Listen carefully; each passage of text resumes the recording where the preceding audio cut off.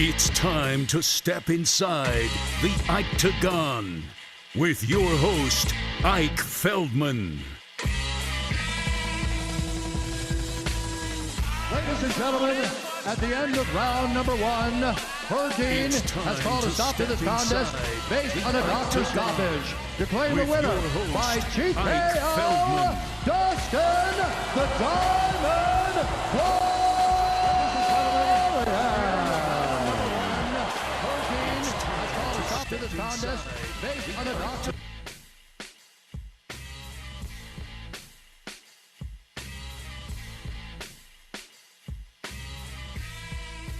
What is up, everybody? What is going on? My apologies if you just heard the reverb from the live YouTube video podcast feed of the Octagon. It's been a while. Obviously, I made a producing editing mistake by leaving a live window open. I remember that wouldn't go over so well when I was in front of very, very unhappy hosts at my previous job. And I agree, it's unprofessional. So we're going to keep it as professional as we can. And I'm glad you guys are joining me. Again, the number for the Octagon to call, to comment, to leave a voicemail, to tell me how you feel about fights, martial arts, life, anything you want to get off your chest in your marriage, with kids, with your friends, with your family, religion, politics. Just kidding on the last two. I mean, if you're sweet enough, maybe we could discuss that stuff, but I don't trust you guys. So the number to call is 646-820-9848. Or comment on the link that I posted in Twitter. It's the last tweeted tweet that I posted, so you guys could find me there. Again, this is the recap of UFC 264. As you heard at the top of the show, that was Bruce Buffer giving a beautiful, beautiful announcement for Dustin the Diamond Poirier after he had a TKO due to the doctor stoppage against the one, the only, the notorious one, Conor McGREGOR. And the only reason why it was a doctor stoppage was because McGregor was letting the judge and the referee and the Nevada State Athletic Commission know that it was a doctor stoppage. Very weird, very weird. He's on the floor with a broken lower leg and he's yelling, "It was a doctor stoppage. It was a doctor stoppage." Like, to avoid his body going into shock and letting reality set in, he's still fighting with adrenaline and just screaming at the top of his lungs, disgusting nastiness, and still fighting for his reputation. And it's literally like the image of the guy who's just falling down to the floor, but yet he's still punching air and, "I'm still here. I still got it." No, Conor, you haven't had it for a while. You have not had it for a while. So take a bow, take a breath, take it easy, because you got a long road ahead of you physically, mentally, financially.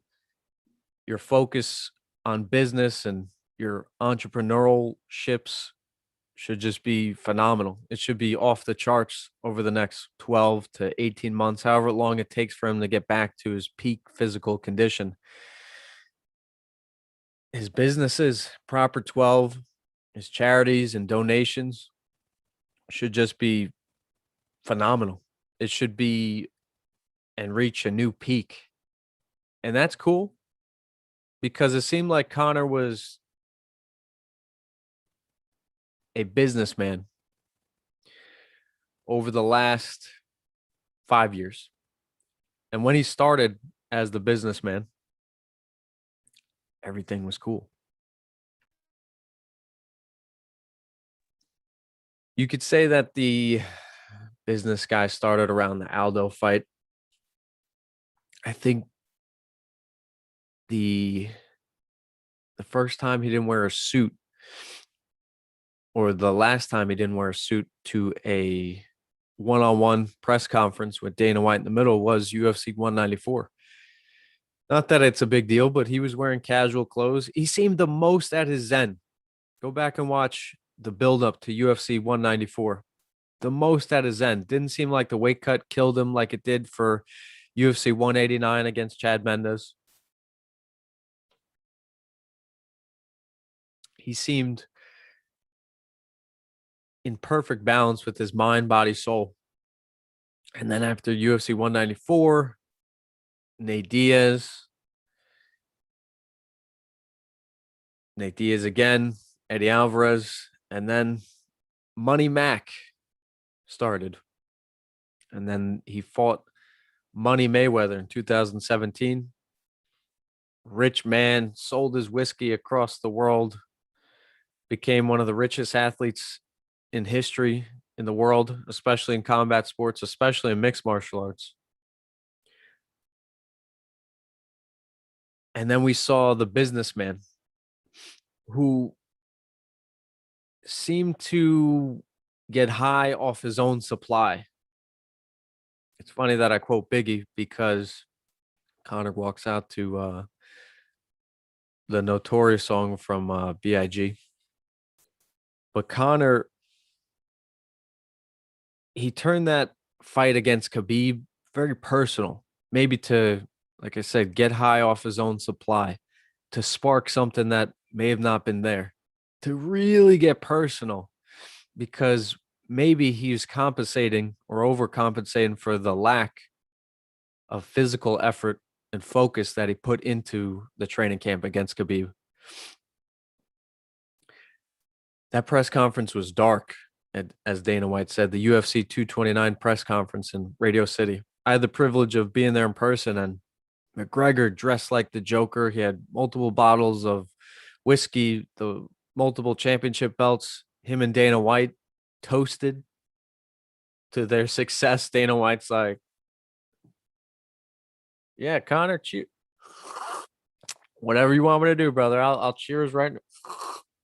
This whiskey tastes like piss, but cheers, brother. We're making a ton of money off this fight. Dana White, the ultimate businessman and promoter, of course. Dana, Don King White, knows what he's doing in fight build and fight hype. He is a fight lifer, and he knows how to sell a fight. Go watch his role in the McGregor Mayweather hype and build up. Dana White was Conor McGregor's best friend and buddy.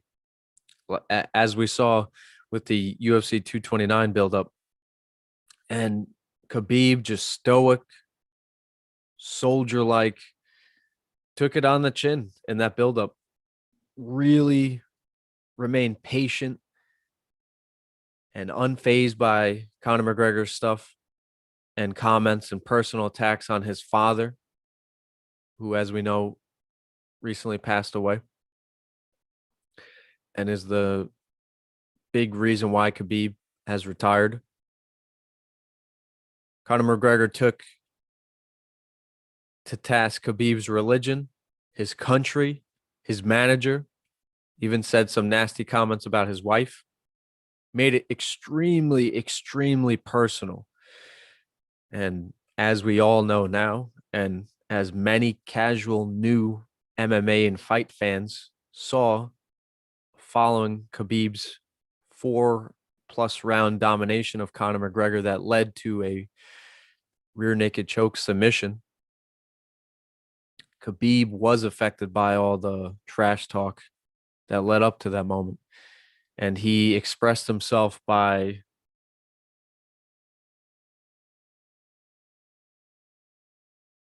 uncontrollable anger and throwing his mouthpiece at Conor's corner and pointing to Conor's jiu-jitsu coach, Dylan Dennis, who is now just a instigator in the combat sports and YouTube world. Logan Paul, basically every fighter under the sun trying to get a fight with Dylan Dennis because he is big money, because he is the instigator, because he is part of the Conor McGregor clan. And Khabib jumped the fence and attacked him, and the rest is history. We never got to hear Khabib speak on the microphone. He never got the belt wrapped around his waist. He never spoke at a press conference. He tried to, but he was too emotional. And what I would have loved for Khabib to do on that night was just take the belt, grab the microphone, and speak his piece, be the bigger man than Conor McGregor. What Dustin Poirier did.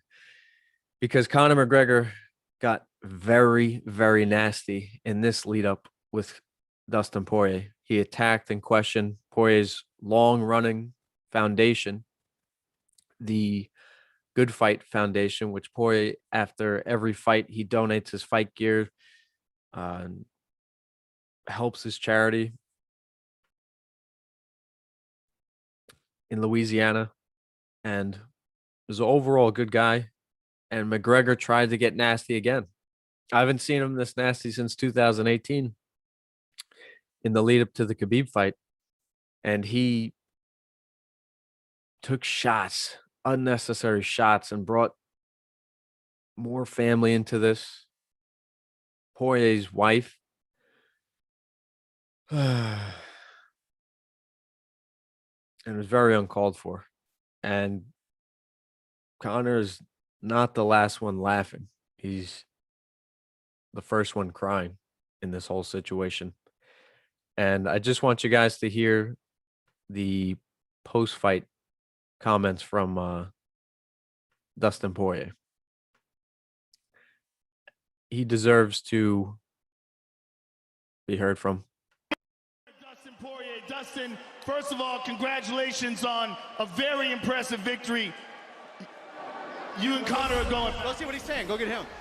I would go to him as well. Conor's on the floor right your now, thoughts on the fight, because screaming the something. fight was Dustin going Poirier. your way. Obviously, you got him down. You landed some vicious ground and pound, and in the last seconds of the fight, Poirier was very the patient. crazy freak accident, he misses a punch and breaks his own ankle. He fractured on one of the checks at the beginning of the fight. Then it broke on a punch, yeah, for sure. When I pointed at him at the beginning of the fight, that's when I checked a good kick. I bet that's when it cracked. You felt it.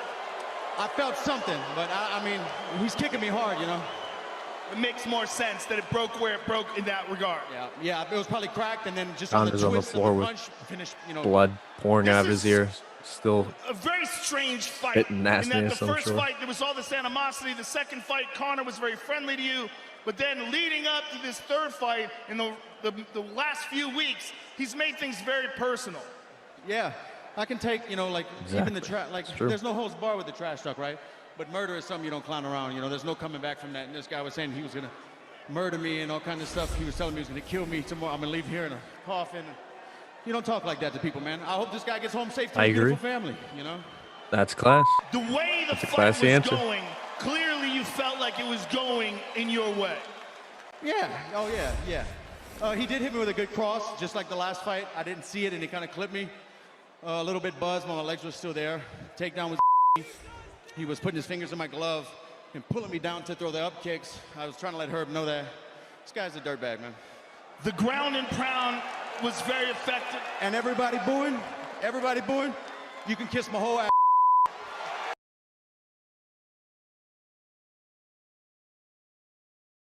That's right, everybody. Dustin Poirier is a huge fan of Jay-Z. I'm like, fuck critics, you can kiss my whole asshole. If you don't like my lyrics, you can press fast forward. Oh, that was great. That was great. You gotta love Dustin Poirier, because this is a dude from the gutter.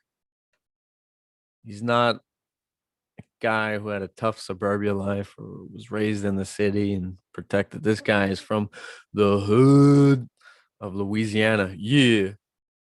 Y'all can just kiss my whole, as you guys heard it. Good for Dustin, because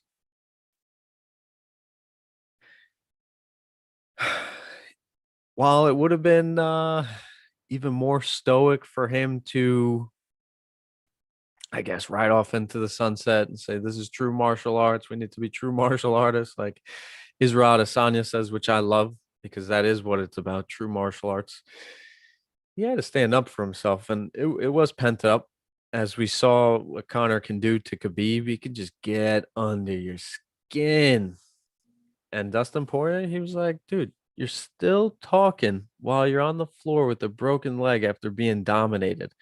And after getting knocked out 6 months ago, you're still talking. You're saying that a whole bunch of crap, a whole bunch of crap. In the lead up of this fight, Conor McGregor was disrespectful to jiu-jitsu and submissions and wrestling. He said that Khabib wrestled me 10 seconds in and Dustin Poirier wrestled me 15 seconds in, and I only live my fight by knockouts, getting knocked out and knocking out people. He said that in his career he's 18 and 1, 18 knockouts. Woo, that's an amazing number.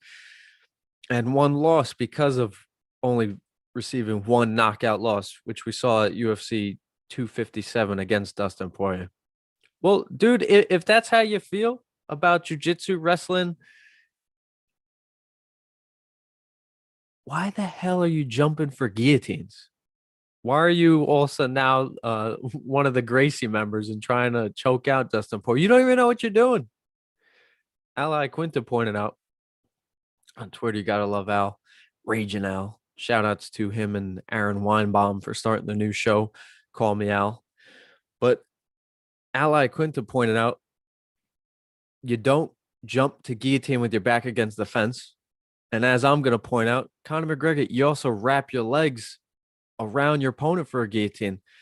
And what Dana pointed out, if you're not going to jump to guillotine and not wrap your legs properly around your opponent for a guillotine on the floor, this was amazing by Dana White, who grew up in the boxing world, who's obviously been part of mixed martial arts for the last 20 plus years. He said, Conor, just keep the choke and basically walk your opponent to the center and kind of do that standing guillotine where you see people's opponents get lifted off the ground. They're on their tippy toes and they tap like that. That's a great call by Dana White. Conor McGregor did none of that. Didn't bring the choke to the center of the octagon. He jumped guard with his fence again, with his back against the fence. And he didn't wrap his legs around Dustin Poirier. Man, it was just poor strategy. And Dustin Poirier was calm and cool, kept it together in the grappling exchanges. Seemed not worried about what Conor was going to do. Conor was holding on for dear life, and at some point the feeling goes through your mind like, oh my gosh, when do I cut my losses with the choke and let go of the choke to save the blood swelling up your arm, which you would need for striking and continuous grappling exchanges. But he seemed desperate. He seemed lost. He didn't seem focused. He came out firing. He looked phenomenal in the beginning with his kicks, his spinning back kicks or spinning turn kicks that Joe Rogan was pointing out, who is a Taekwondo black belt. But Conor just seemed not focused because Dustin Poirier quickly turned around the fight again with a lower calf kick. McGregor then switches stances and starts to backpedal as Dustin Poirier presents pressure and more heat in the boxing exchanges, uppercut, overhand, switching stances. That's what put McGregor against the fence. And Poirier looked phenomenal as he put the pressure on McGregor.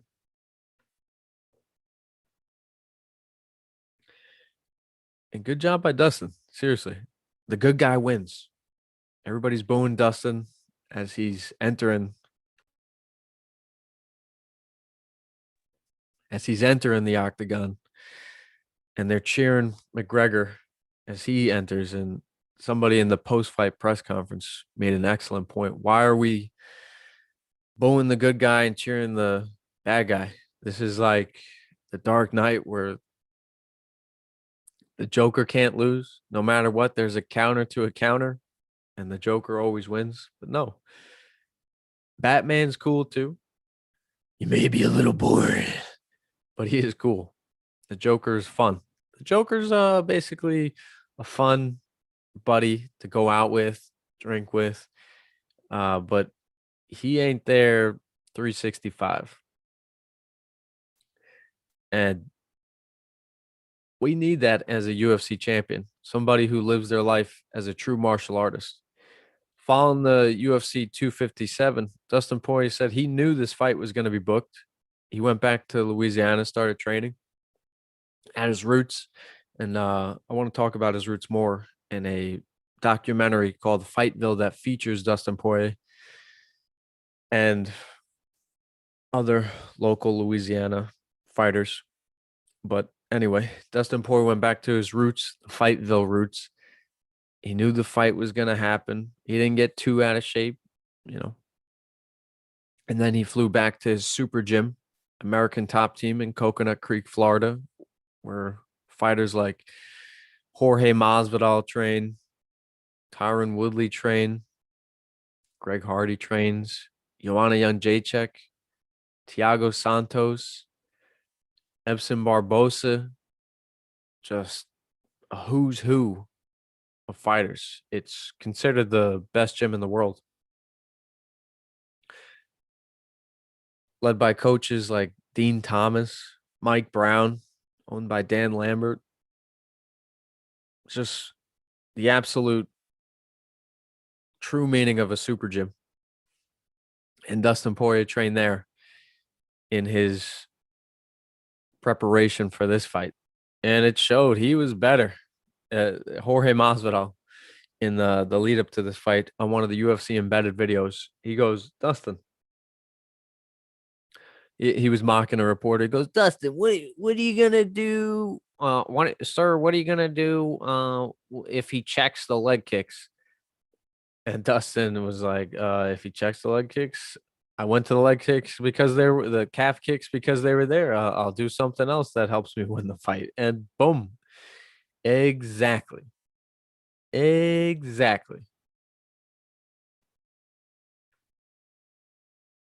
Whoops. That was an accidental flash of the chesticles there. As you guys accidentally saw, I am naked right now. Just laying on my throne. Shout outs to Sean O'Malley. And we'll get to the rest of the UFC 260 card, but just this main event, there is too much not to talk about. And focusing on the camps. McGregor's last camp was in Portugal. He obviously flies out his trainer forever, his head coach, John Kavanaugh, to wherever he's training and training partners. And now this camp was moved. Khabib actually took a shot at Conor following his knockout loss in January against Poirier, saying this is what happens when you don't stay loyal to your roots. Woo! Khabib, he's got some zingers. And that actually affected Conor more than anything. Khabib actually gets to Conor more than anybody. And I can elaborate later. But few and very far in between people can get to Conor. Look, a broken leg, a TKO loss, domination, embarrassment in front of the whole world doesn't get to Conor. He's still spitting hate at Dustin Poirier, undeservedly, obviously. And Poirier's confused, like, dude, you're such a loser. What do you listen to yourself? It's true. It's the drunk guy in the bar who's knocked out on the floor, be like, yeah, I got you right where I want you. It's sad. It's sad more than anything. And I hope Conor McGregor can spin this forward into positivity. Can, once he brings his companies to the even greater heights, that he can focus on what he really wants. If that is martial arts training. Obviously, he'll always be a part of martial arts. It brought him to where he is. His taekwondo, his boxing, his grappling. It helped him achieve great heights. No doubt, obviously. But does he still want to compete at the highest level? I would have to agree with Daniel Cormier and Joe Rogan. I would think the answer is no. I don't think he is a top 5 fighter right now. He was number 5 ranked in the world going into this fight. I'd say that he's not anymore. He needs to find himself. Hey, I like the RDA fight. I like the Ally Quinta fight. If he wants to come back and he feels that he needs to fight a striker, somebody that could get him ready for Dustin Poirier, that makes sense. Both those guys have gone 5 rounds, have good pace, could give him a test, could find out if he really is ready to fight for the top 5. I know both of those fighters, Rafael dos Anjos and Raging Ally Quinta, would love to get their hands on McGregor. Not only for the payday, but to challenge themselves. They love competition. And Conor McGregor was getting high off his own supply. As I said, one of the 10 crack commandments. He was feeding into his own hype. He was doing the easiest job in the kitchen, which is stirring the pot, trying to get himself up for these fights against Khabib and for Dustin Poirier. And can you blame him? He comes off setting record after record after record after record. Everybody telling him how great he is. Year after year after year. He fights Floyd Mayweather. That alone can test Conor McGregor's modesty and humbleness and true to himself martial arts training. Maybe the boxing thing kind of poisoned him, because the boxing model is just to talk and talk and talk and sell and sell and sell. The cool thing about martial arts at its core, go listen to Bruce Lee, go listen to Anderson Silva, George St. Pierre. Martial arts at its core is to be humble, modest, respect your opponent, but don't be a pushover. Stand your ground.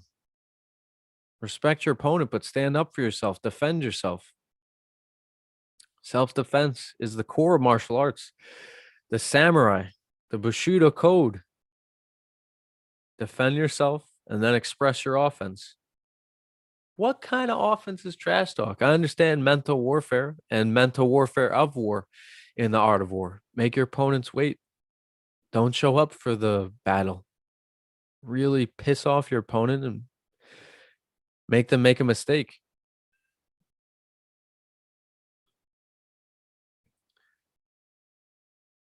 And it makes sense, especially in today's times. There are no swords, horseback riding, fighting at the crack of dawn, guerrilla warfare, fighting when your opponent isn't ready at sunrise or whatever. There is lead up, there is trash talk, there is social media. So I understand that. But it can't be McGregor style anymore, because it's not true. He's not true to it. As I always say, truth is revealed on fight night.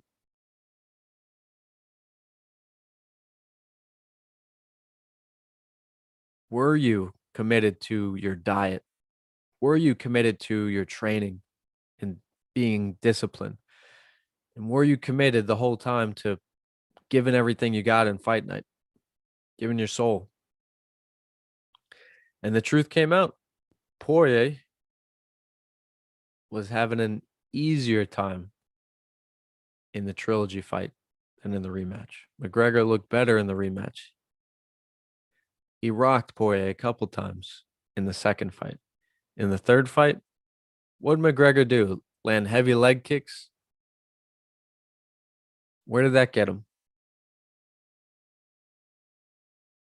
I 100% believe that those heavy leg kicks, because McGregor is a cheetah. He's a sprinter. He's a panther. He's an elite athlete for 7 minutes. Powerful punches, powerful strikes. Maybe if he did it more in training, like really not kind of just get into flow mode, really just did exhausting power punches for 25 minutes. He would crack through a new level of fighter. Seems that he's just taking it easy and flowing, going through the motions in training. And then when it's fight night, he speeds up everything to 100 miles an hour, revs his car to 7,000 RPMs, and then his car runs out of gas. He's an 8-gallon type of fighter, or 8 gallons mile per gallon fighter. Doesn't have that economy Prius that like a Nate Diaz has, or a Dustin Poirier or Justin Gaethje have. Practice what you preach, and practice makes perfect, and what you practice is how you perform, or practice how you perform. And McGregor's been exposed. He's got no gas tank. When his opponents take his best shot, he quickly fades. You see his soul just leave his body. He gets desperate. He shot the legs of Nate Diaz. He tried to grab a hold of a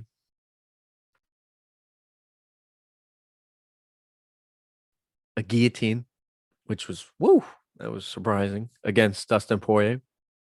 McGregor has to look in the mirror and see if he really, really, really wants to be a martial artist who competes at the highest level. He can always be a martial artist. George St. Pierre has not stopped training. He says it keeps the demons away, keeps the edge off, keeps him focused. I respect that. Conor McGregor, we will learn a lot about your interests in the next 12 to 18 months. And God bless you, brother. Rest up, heal up. As we've seen, if your focus is to come back at the highest level, you can be like a Chris Weidman, who's already walking after a more devastating leg injury. A leg injury that saw Chris Weidman's leg go through the skin, the bone. Disgusting. And Chris Weidman is an idol of mine. I respect him for how he carries himself. I respect him for his in the cage performances, his hard work. And Chris Weidman has made it a goal of his to fight again. Maybe next year, maybe late next year. He's already walking. He's already throwing punches. Chris Weidman does not have a world booming whiskey company. He does not. Conor McGregor does. I would put all the chips on black and spin the wheel that Conor McGregor will now focus on stuff that doesn't involve kicking, punching, grappling. And he will take his entrepreneurial stuff to a whole nother level. No doubt. But this is the Conor McGregor that we are stuck with right now. Here we go. Obviously stopped in a horrible way. Give us your thoughts on how it was going. I was boxing the bleeding head off. You're boxing the bleeding head off. You're kicking the bleeding leg off. This is not over. No, it is over. Outside with him, it's all outside. We don't give a. You should give up. Beef. He said that he believes that one of the Not kicks over. that It's he personal. checked is It's what Khabib. broke It's your leg. war. There was Get out no of here. check. There was not one of them I checked. Your wife is in me DMs, hey baby. And then Hit a me text back the up, wife, chat go to you later personal. on. We'll be at the after party, the Win nightclub, She'll be baby. after the You after looking party. bitch, you little Called her an HO. Kim. Conor, you missed with a punch and stepped Okay, back. Conor. At least you're humble in Tell us defeat. what you felt. Tell us what you thought was going on. Just the thing had separated and my bleeding landed on the wonky leg like Anderson Silva that time. Something similar to that. It's a f***ing mad out business. Something similar to Anderson Silva. Didn't he kick Chris Weidman's Listen, knee? it was a wild fight for as long as it lasted. I'm sure you'll be back. Joe And I'm Rogan's sure you're laying going on to the want floor for Dustin this again. interview. And I'm sure he'll oblige you. See, real quickly, Joe Rogan saying, I'm sure he'll oblige you in the fourth fight. And Dana White hinted that. One more thing with the Conor McGregor, how he sounded laying on the floor saying I was boxing the bleeding head off. I don't think he landed one punch to the head and that he was kicking the bleeding leg off. Bull. That's right. BS. McGregor. Come on. You guys go watch McGregor lose to Nate Diaz, there's class at the end of that. For some reason, he had to just get very just downright personal with Khabib and Poirier, and his insecurities just scream.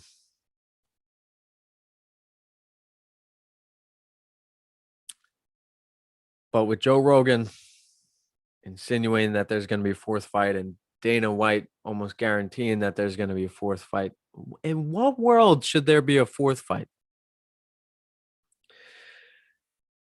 In what world? Because this pisses me off, because fanboys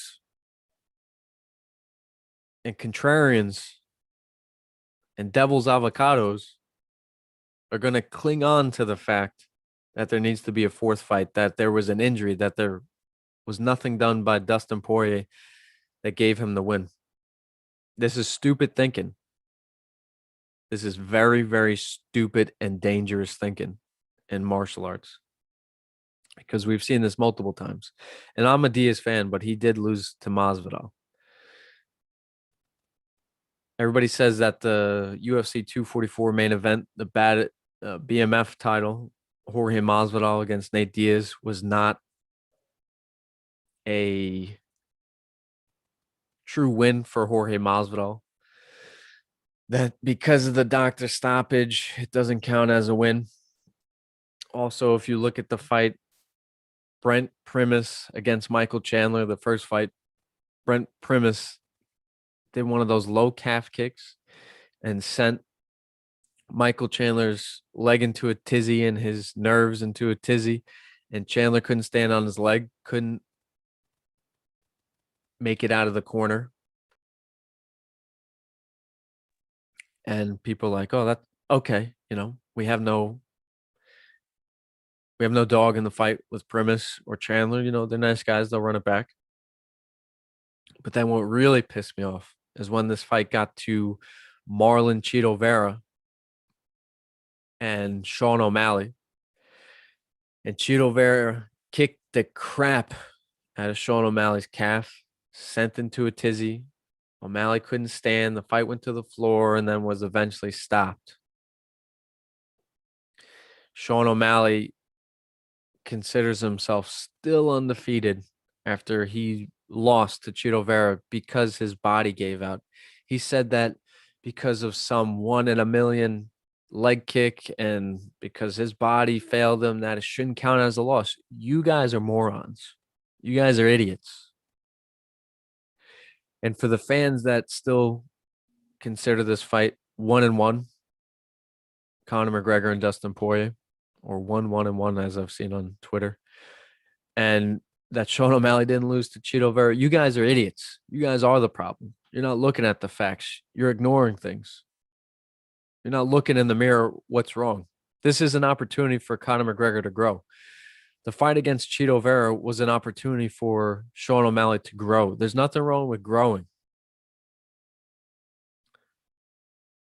Nothing wrong with growing.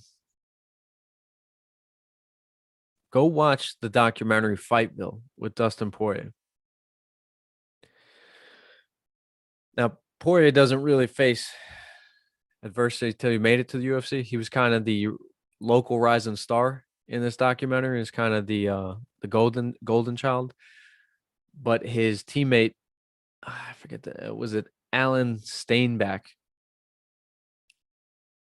did not have as fast a rise as Dustin Poirier and faced a lot of mental and physical adversity in his career. And it really puts in perspective how hard it is to make it to where these guys make it. And nobody's sure if Dustin Poirier is going to make it to the UFC in this documentary. They're like, he's got potential. He's living his dream. We'll see what happens. The documentary ends with him signing to the UFC. But the reality of it is Dustin Poirier was doing everything perfect. Put his entire pot, to make a gambling reference, put his entire pot to the middle of the table and bet on himself and put all his focus into that. you could see how advanced he was for the time and for the scene. I think this is 2009, of how focused he was on rehydration, cutting weight, keeping the right attitude. And meanwhile, you could see his teammate who was battling relationships, financial adversity, just wasn't sure exactly what he was going to do. Maybe the belief and confidence wasn't to the level as Dustin Poirier, but it put in perspective how hard it is to get to where these guys are today.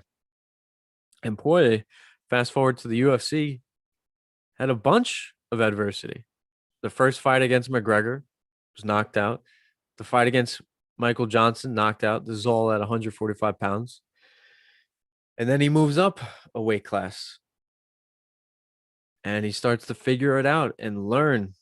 And as he said, to stop overthinking things and to relax. And it's funny that he was an overthinker, because in the documentary Fightville, awesome documentary, it really fires you up if you want to be a fighter and puts in perspective if you're on the fence about fighting as a career, because you got to really put everything on the line. But Dustin Poirier was the cool cat, the calm customer in the documentary. But in the UFC, he faced his first adversity. Losses, bad weight cuts, knockouts, embarrassment. And he learned from that. Again, there's a lot of guys who make it to the UFC like Poirier, who are the golden childs of their dojos or gyms, of their towns, of their cities, who make it to the UFC. And the show's just getting started. Real money doesn't start till you get your feet under you, till you get your second contract, till you're making more than $10,000 a fight. And at that time, I think it might have been 5 to show, 5 to win. And that's a lot. I get it for a guy who's like Dustin Poirier, who was making $1,000, $2,000 for a fight in Louisiana, headlining events. He was the marquee event. They marketed everything around his events. But it just shows you how hard it is to get to this level. And respect for Conor McGregor on the reverse side of this. If you watch his documentary, the Notorious, I think it's just called Notorious, which was produced by Universal. Dustin Poirier's was produced by, I think, Pornhub. No, I'm just kidding. It seemed like a small production, but they did an excellent job. Off the top of my head, I'm forgetting. Dustin Poirier's sensei and coach was the star of this. This guy motivates you, and I love his old school samurai way of handling his students and adversity and motivation. It was just beautiful. His sentiments in the film was awesome. I gravitate to that very much. You guys should definitely check it out on Amazon. Very good documentary. But on the flip side, Conor McGregor's documentary on Netflix, Notorious, very motivating. You see him on welfare, living at his parents', just training, no tattoos, skinny kid, fighting whoever he can get, getting his rounds in, very vicious sparring sessions, very hungry. And you see the rise and the momentum build hot and like a roller coaster up until the Diaz fights. And then the documentary ends with them just stating that he just beat Eddie Alvarez and he was going on to fight the greatest boxer of this generation. And that's pretty amazing. That's why it seemed that the documentary was made like he did everything he could ever ask for. And everything afterwards, the Khabib fight, the 2 Dustin Poirier fights, the Cowboy fights, the whiskey, it was just gravy. And good job by Stephen A. Smith for pressing Conor McGregor about 3 times in their 20-minute interview about Conor. Why should we believe you? Why do we believe that this is the old Conor, that there's passion, that you're not just the sales guy? And Conor McGregor lied to us and himself. And I really hope that he goes back and reflects and takes time to reset, because there was no need for the personal attacks. Sell your whiskey, pump up yourself, tell us what you're going to do different strategically wise in the fight against Dustin. That's cool. But to get vicious and personal with Dustin Poirier's wife, family, his charity, uncalled for. And as Poirier said, my favorite quote of the press conference, Conor, you used to have better stuff, referring to used to be better in your press conferences. And I agree with that. So, Poirier, what's next for these two guys? Poirier is going to fight Charles Oliveira, a phenomenal jiu-jitsu practitioner, a guy who's going to know what the hell to do with the guillotine and grappling exchanges, who's going to bring it for 5 rounds, who's hungry as hell to prove that he is the number one guy. It's not just a vacant title that Khabib left up for grabs. Charles Oliveira recently knocked out Michael Chandler back in May. Phenomenal fight. It's one of the craziest fights. Oliveira gets rocked in the first round, wrestles. Chandler gets rocked in the second round, tries to fight through the fire with swinging punches of his own, and Oliveira finishes the job and gets the title and is a very humble dude. Nobody has any idea who this is. I tell people that I was watching the fights with. They're like, so what's next with Poirier? And I'm like, he's going to fight some guy named Charles. We're like, okay, we're cool. And it's funny because he's got such a proper name, Charles Oliveira, but this guy is a devastating fighter who's put his hands together with his jiu-jitsu abilities. Charles Oliveira, you get on the floor, it's just a matter of time. If he has more than a minute to work, there's a good chance he's going to submit his opponent. And he's young. He's 31. He's been in the UFC for a decade. And Poirier paid a lot of respect to him in the post-fight press conference, saying that I respect him because he's had adversity. He's had up and down battles in his career, wins, losses, embarrassment, up and down weight classes, but finally has found his own. And that is going to be a battle. That is a battle for the true now lightweight championship. The first fights after people leave, I never fully believe that they're the champion in my mind. George St. Pierre leaves, and he leaves the title up for Lawler and Condit. It's like, okay, you are the champion, but the fight after, the next fight, if the champ does not return, the next fight is a true unification. Because I love this sentiment. You're not a true champion until you defend the belt. So now, Charles Oliveira, you have the chance to prove that you are a true champion against a guy who will try to rip your head off with his fists and will be well prepared on the floor. He's been grappling. If you guys see this documentary, Fightville, he's been grappling with black belts for decades now, over a decade now. And I'm very excited for that fight. And we will see the true fight fans, and we will see the true marketing campaign from ESPN if they care about this fight whenever it's booked in the late fall, winter, next year. We will see. I cannot wait for this fight. I think I want Dustin Poirier to win. I think I want him to win. Just as long as he continues to be modest, be humble, spread the good word, doesn't step on the grave of Conor McGregor. The current grave. But for McGregor's path, what's next for the notorious one? More money, more travel, more business, more time with his kids, more time to think, more time to recover, more time to replay things over these last 5 years. since the last time he won at 155 pounds, November 2016, Madison Square Garden, UFC 205. I was in the building. I brought the luck. Maybe it's my fault, but that is the last time that McGregor won at 155 pounds. Obviously, he had the fight against Cowboy that was at 170 pounds.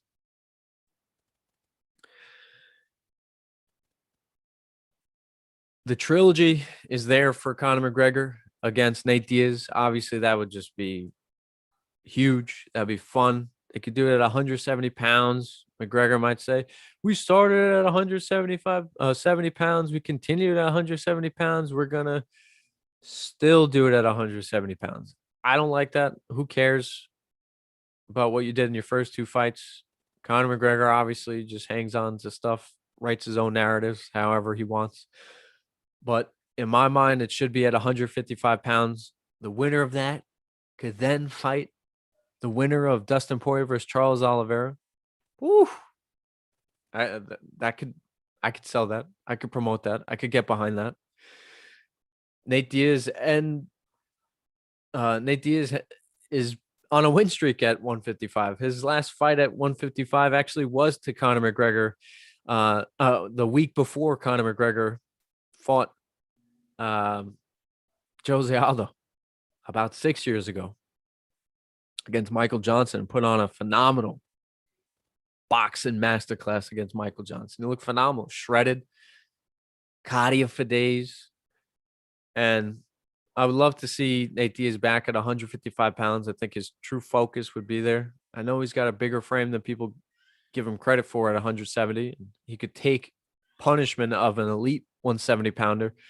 But I think if he focused, got down to 155, we would see the best Nate Diaz we've ever seen. And McGregor, I think he would be relaxed. He knows that he has a victory over Nate Diaz, and he knows what he's going to get with Nate Diaz: boxing and a war. So I think Conor would totally sign up for that. There's also, like I said, the Javier Dos Anjos fight, RDA, Ally Quinta fight, if he wants to come back. Both those fighters could get a big win in the next 12 months and put themselves in a better position for Conor to be appealed by them. But the fight world is always churning, and it's cool. Let Conor disappear for a year. Guys, unfollow him. Whatever you see on social media is just going to be advertisements from him for his whiskey and whatever else he's got going on. I commend him for his donations and his Tunnel to Towers work for first responders. Good job. Good job for whoever does charity. It's awesome. Just don't mess with Dustin Poirier's charity. So, guys, tomorrow I'm going to try to do another Octagon back-to-back live shows. I will recap the rest of the card. Gilbert Burns, Stephen Thompson, Tai Shui or Tui Shui Vasa. There we go. Greg Hardy, Irene Aldana, Yana Kunitskaya, Sean O'Malley, Chris Moutinho, and the rest of the UFC 264 card. I'll recap that more. Maybe I'll throw in another take or two. But the Octagon is back doing live shows. I couldn't resist. I've been meditating for this past month since I put out the two sides of Sean, but your boy is back. The Octagon again. Leave a comment on Twitter at Ike Feldman, at Octagon, or call me. Call on me. Call me. 646-820-9848. Give me a motherfucking call, people. All right. I hope you like the elements. I hope it sounds good. I don't really care. I do, but I'm just gonna learn as I keep going. All right, guys. Thanks for listening. Thanks for tuning in.